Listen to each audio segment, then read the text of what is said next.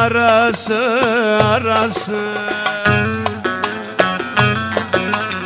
yaktı beni kaşlarının karası, aman aman.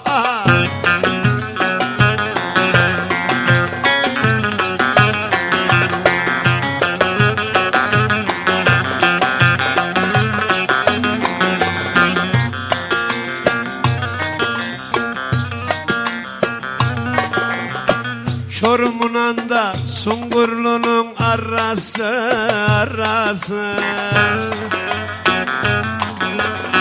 yaktı beni kaşlarının karası, aman aman. Çavuşum aman aman, bir hoşum aman aman, zerhoşum aman aman.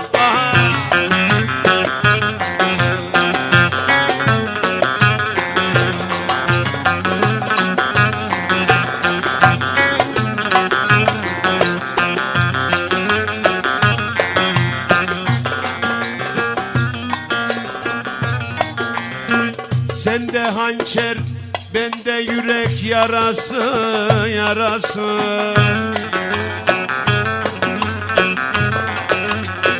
ölürümden ayrılamam yar senden, aman aman.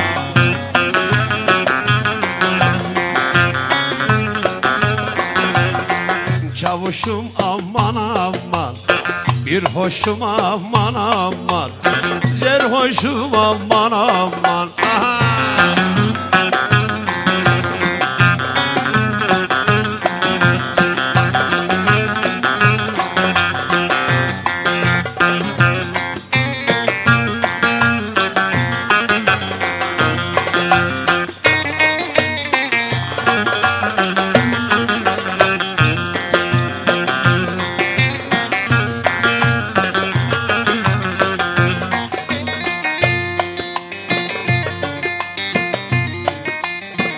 Araplarda evimiz, düzen tutmaz telimiz.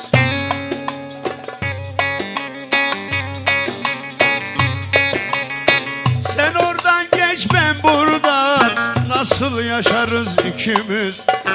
Aman Türkmen oğlan, Akkuzulu'ya doğru.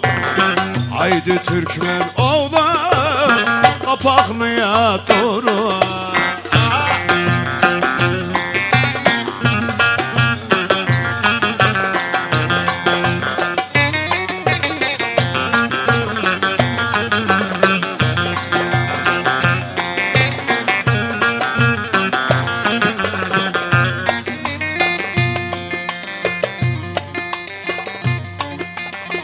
Gidiyorum gidemiyorum, az doldur içemiyorum.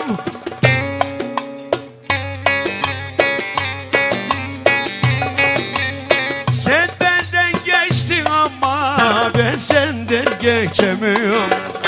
Haydi Acemoğlu, Kapaklı'ya doğru. Aman Acemoğlu, Fransa'ya doğru.